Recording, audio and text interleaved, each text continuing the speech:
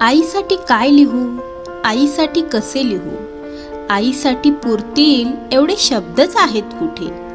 आईवरती लिहिण्या इतपत नाही माझे व्यक्तिमत्व मोठे. खरोखरच मित्रांनो, आई या विषयावर बोलणं ही काही सोपी गोष्ट नाही. मी तर म्हणेल की तिची महती शब्दात मांडताच येणार नाही.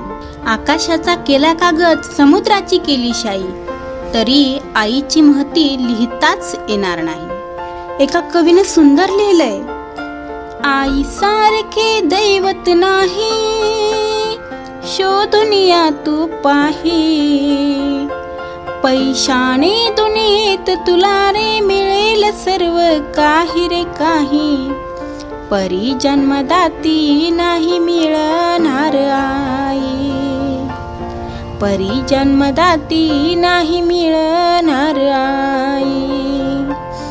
9 महिने 9 दिवस तुझे ओझे वाहिले रे, तुझ्या जन्माचे ते दुःख सुखाने साहिले रे, तळहाताचा करुणी बाळना गाईल रे अंगाई. एवढं तिचं कर्तृत्व महान आहे. तिचे उपकार तर कधीच भेटणार नाही. तिचं जगणं लेकरासाठी, तिचं मरणं लेकरासाठी. देव प्रत्येकाची कशी काळजी घेणार, म्हणून तिच्याच रूपानं प्रत्येकाच्या घरी देव वावरत असतो.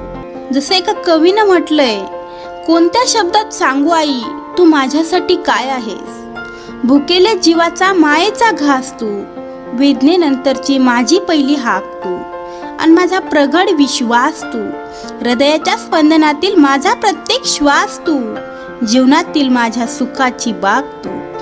एक मात्र खरंय, पैशानं सर्व काही विकत मिळेल, परंतु आईचे प्रेम नाही.